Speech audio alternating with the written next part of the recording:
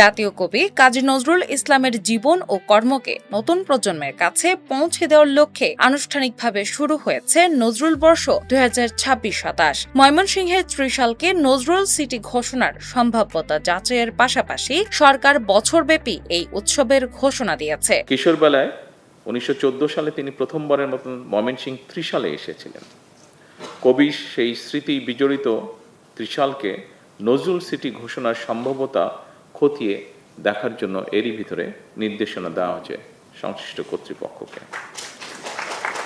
সম্প্রতি এক উদ্বোধনী অনুষ্ঠানে বক্তারা কবির সাহিত্য ও দর্শনকে সরকারি অফিসের 4 দেয়াল থেকে মুক্ত করে গণমানুষের মাঝে ছড়িয়ে দেওয়ার আহ্বান জানান। অনুষ্ঠানে সরকারি কর্মকর্তাদের ভার্চুয়াল সংযোগের চেয়ে তৃণমূলের নজরুল গবেষক ও প্রেমীদের যুক্ত করা বেশি যুক্তিযুক্ত ছিল বলে উল্লেখ করা হয়। বর্তমান কৃত্রিম বুদ্ধিমত্তার যুগে তরুণ প্রজন্মকে বিপদগামিতা থেকে বাঁচাতে নজরুলের নৈতিক মূল্যবোধ সম্পন্ন সাহিত্য অত্যন্ত প্রাসঙ্গিক।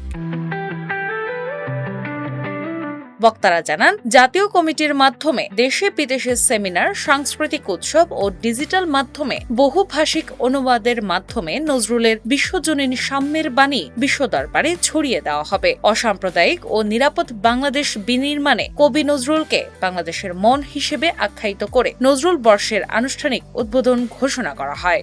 একজন রাজনৈতিক কর্মী হিসাবে আমার কাছে মনে হয় আমাদের জাতীয় কবি কাজী নজরুল ইসলাম হলেন বাংলাদেশের মন। জাতীয় কবি কাজী নজরুল ইসলামের জীবন, কর্ম, সাহিত্য, সঙ্গীত, দর্শন এবং মানবিক চেতনাবোধের প্রতি গভীর শ্রদ্ধা জানিয়ে আনুষ্ঠানিকভাবে আমি নজরুল বর্ষ 2026-2027 এর বছরব্যাপী কর্মসূচির আনুষ্ঠানিক উদ্বোধন ঘোষণা করছি। দিনা ইসলাম, বাংলা বাজার পত্রিকা।